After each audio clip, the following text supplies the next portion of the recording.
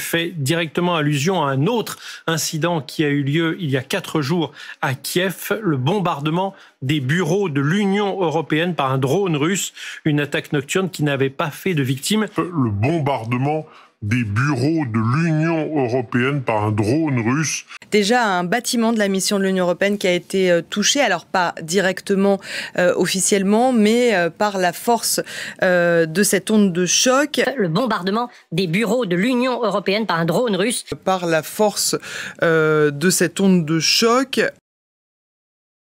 Et dans ce contexte, est-ce une nouvelle menace, une nouvelle intimidation du Kremlin? L'avion de la présidente de la Commission européenne, Ursula von der Leyen, a été victime d'un brouillage GPS à son arrivée en Bulgarie hier.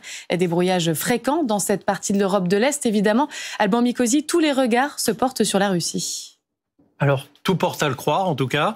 On va regarder quelques images pour voir que Ursula von der Leyen, quand elle est arrivée hier à l'aéroport de Plovdiv, vous voyez son avion, elle était plutôt sourire, accueillie par le Premier ministre bulgare, mais ils ont vraiment eu peur dans l'avion parce qu'effectivement, à l'entrée dans l'espace aérien bulgare, eh bien, le pilote a observé que toutes les données GPS ont brutalement disparu. Alors, je vous propose qu'on regarde ensemble une carte. Son GPS a été brouillé alors que l'avion partait de Varsovie, où elle avait rencontré Donald Tusk, à l'entrée en Bulgarie. Elle s'est posée donc d'urgence à l'aéroport de Plovdiv. Pour vous donner une idée, le pilote en était à utiliser des commandes manuelles et à sortir des cartes papier. Ah oui, ce sont les contrôleurs aériens bulgares qui ont assisté l'avion pour qu'il se pose finalement sans problème. Alors, cet après-midi, eh bien, la porte-parole d'Ursula von der Leyen, Ariana Podesta, que vous voyez à l'image, a mis en cause la Russie lors d'un point presse qu'elle a tenu à Bruxelles. Madame Podesta parle d'une nouvelle intimidation hostile de la Russie envers l'Union européenne. Elle fait directement allusion à un autre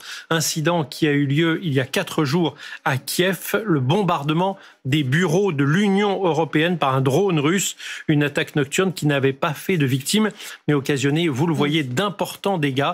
Alors rappelons que Vladimir Poutine est actuellement en Chine, au sommet de l'Organisation de coopération de Shanghai, et il n'a pas fait de commentaires évidemment, mais cet incident illustre bien, eh bien, on va dire, la tension entre l'Union européenne et le Kremlin.